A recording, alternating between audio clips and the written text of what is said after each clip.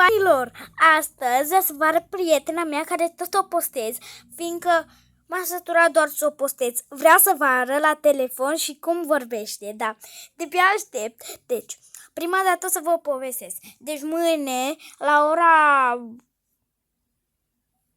12, când vin de la școală, o să vă arăt pisica, dar acum o să vă arăt pe Dariana. Stai, nu, un pic. Uitați-o. Salut! Salut! Eu sunt fana lui Dariana, Roxana și Mă cheamă Dariana. cum mănânc eu burger. Dariana.